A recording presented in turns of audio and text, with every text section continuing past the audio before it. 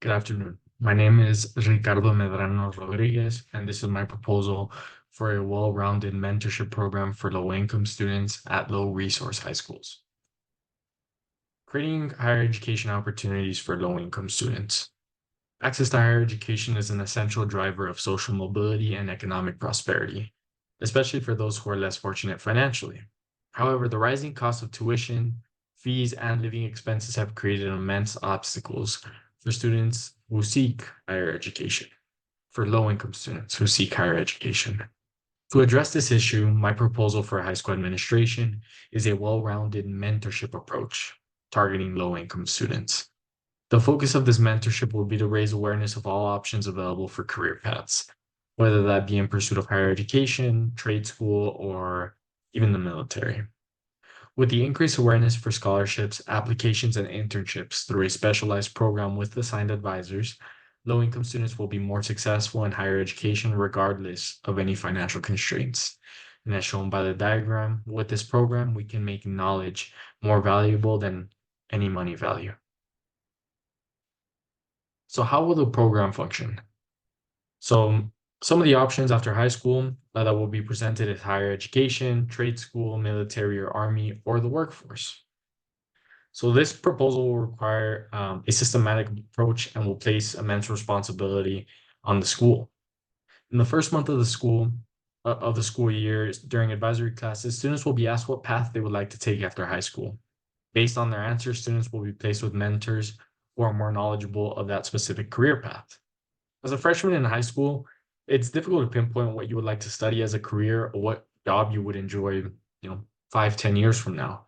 But it is rational for students to know whether they'd like to go to university or into the workforce after graduating high school.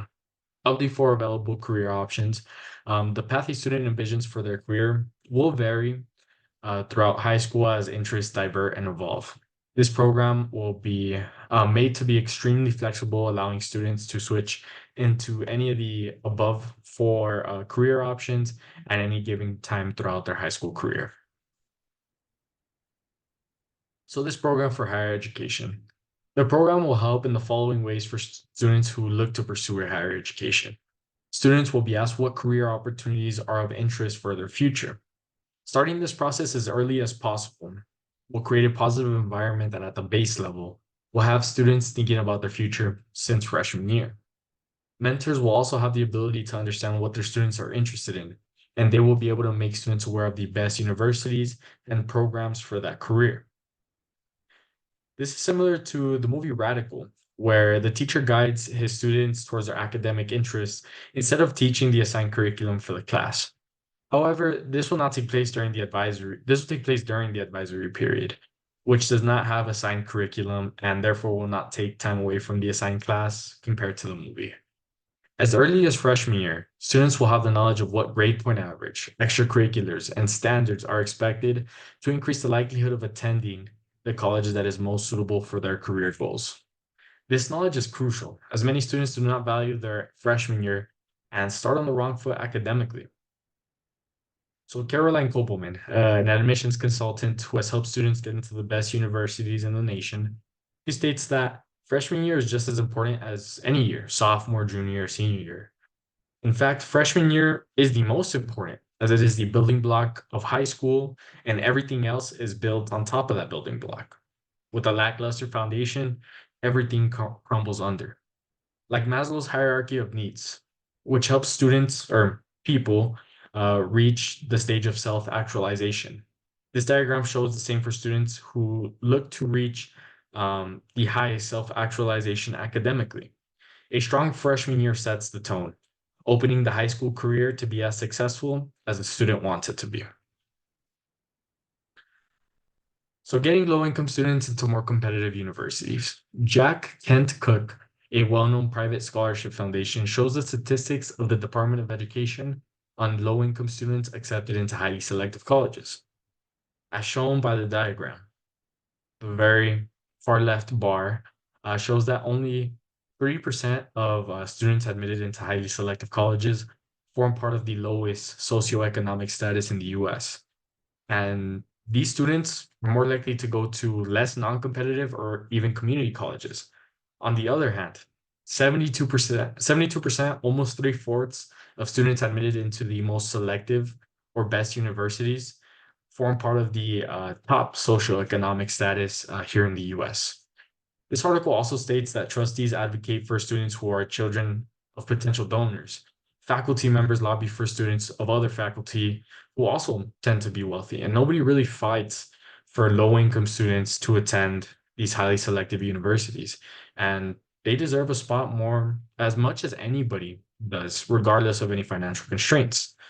So although the best universities or the more selective universities don't necessarily offer the best programs for any specific career, low-income students should still have every opportunity to attend the most competitive universities through merit, not money. Due to this discrepancy, it accentuates the need for a program beginning freshman year of high school to allow students to apply for any scholarships or programs that will enable them to attend any university they get into without fear of a financial constraint. So how can we bridge these financial constraints? Students understanding what is expected of them academically for their career or choice of university is extremely important, but sadly, it is only half of the battle.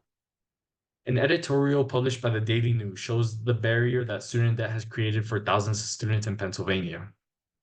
With the rising cost of tuition and housing, students should be aware of what resources will help them pay for college, and likewise, how to not get into situations where college debt will limit their opportunities, as shown by the diagram.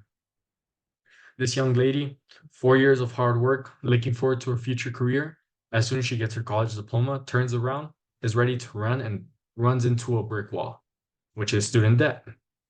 In the peer-reviewed article written by Ferris Cure regarding low-income students attending college, she states that students from poor families and those with less educated parents are less likely to finish high school and enter college. Considerable research indicating that the cost of higher education still remain an obstacle for many low-income students and low-income families. Mentors can bridge this financial gap by presenting all forms of scholarships and financial aid available. So what options for financial aid are there? The most recognizable form of financial aid is the free application for federal student aid, FAFSA. This year, the new FAFSA form is set to help more than 5.2 million students receive the maximum Pell Grant amount, which I believe is 7,000 now, which is an increase of 1.5 million students from the previous year. Additionally, the changes to the FAFSA form will grant over 600,000 new students with Pell Grants. Other options for financial aid include the Quest Bridge program, which essentially is a 2-year program starting junior year, where students basically rank their options of what universities they like to go to, and whichever one chooses them first, the highest option, they get matched with, and it covers full tuition. Or the Gates Scholarship, which is a very competitive scholarship, which pays for full tuition if you receive that scholarship, or even the Coca-Cola Scholarship, which isn't a full ride or doesn't cover full tuition, but does grant an average of $20,000. And all these scholarships are targeted for low-income students. So how can we make FAFSA easier to complete?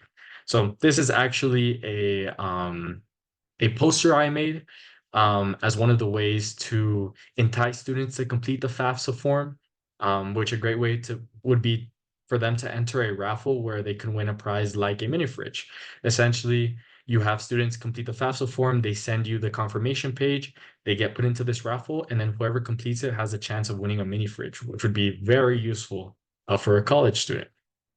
So this FAFSA information is often presented with the college and career counselor, but most likely students are completing that FAFSA form or even scholarship applications for that matter with little to no guidance. They tend to have workshops after schools, which are offered, but students may not be able to attend these workshops due to extenuating circumstances, just like having to work or participating in sports or any extracurriculars that might impede them from attending. To facilitate this process, students will have the ability to complete the FAFSA form or applications to scholarships guided by the mentor during advisory with this program. So, conclusion.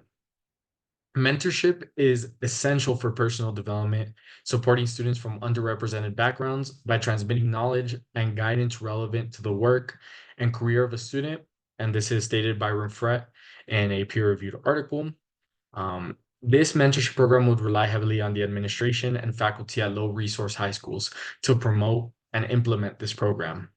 The advisory class is embedded into all high schools here in the Albuquerque public system, or public school system, and a revamp of such class will effectively guide students to be more successful in any route they choose to follow, in this case, higher education.